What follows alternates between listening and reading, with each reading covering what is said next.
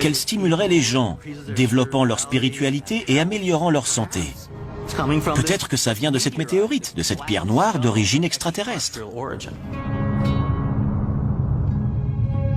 Les recherches montrent que la Kaaba est dans l'alignement exact de l'étoile Canopus, des cycles de la Lune et des solstices d'hiver et d'été.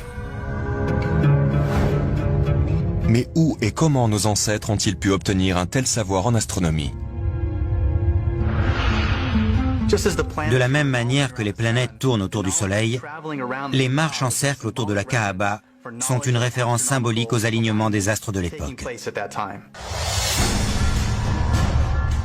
L'alignement planétaire de la Kaaba pourrait-il suggérer que les musulmans de l'Antiquité avaient un savoir secret? Leur vénération pour la pierre noire ne serait-elle pas une commémoration d'une ancienne rencontre avec des extraterrestres?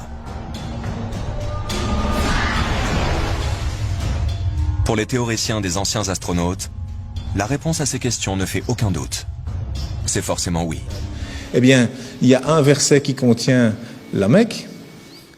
La première maison qui ait été édifiée pour les gens, c'est bien celle de Baka, la Mecque, bénie, et une bonne direction pour l'univers. Dans le Coran, eh bien, le verset, il fait 47 lettres, divisé par 1,618, ça fait 29, pile poil le début du mot Mecca. Enfin, c'est un bas de Becca, mais c'est pile poil à cet endroit-là. Donc, je veux dire, quand on découvre des choses comme ça, et il y en a encore dans le Coran, il y a des vérités comme ça mathématiques, on se dit, c'est quoi ça? Mais donc, le premier message, c'était, voilà, informez-vous. Au lieu d'interpréter, d'abord le savoir, d'abord savoir de quoi on parle. Prenez n'importe quel nombre de la suite de Fibonacci, divisez-le par celui qui le précède et vous obtiendrez un résultat proche de 1,618. Une valeur que l'on appelle le nombre d'or. Reprenons l'image du bras au rayon X.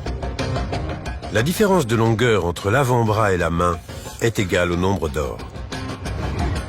Et cela vaut aussi pour les 3 phalanges. Mais aussi pour notre ADN. Le rapport entre la longueur et la largeur d'un cycle complet de la double hélice de la molécule d'ADN est égal à ce nombre magique. La suite de Fibonacci et le nombre d'or sont des exemples d'objets fractals. La structure des nervures d'une feuille est identique à celle des branches d'un arbre. On a donc bien une même forme répétée à l'infini à une échelle toujours plus petite. Une fractale, c'est l'autosimilarité.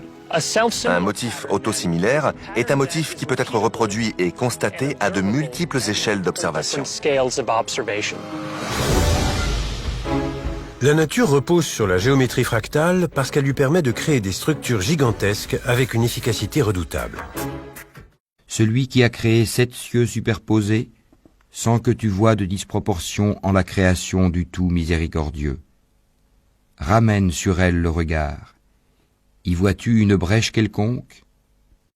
Puis retourne ton regard à 2 fois. Le regard te reviendra humilié et frustré.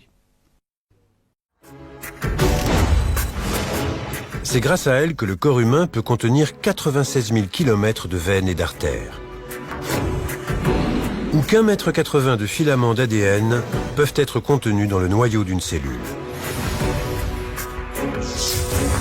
Si on mettait bout à bout la totalité de l'ADN d'un être humain, on obtiendrait une longueur de 6 400 000 km, soit une distance supérieure à celle qui nous sépare de Pluton. Nous leur montrerons nos signes dans l'univers et en eux-mêmes, jusqu'à ce qu'il leur devienne évident que c'est cela le Coran, la vérité. Ne suffit-il pas que ton Seigneur soit témoin de toutes choses?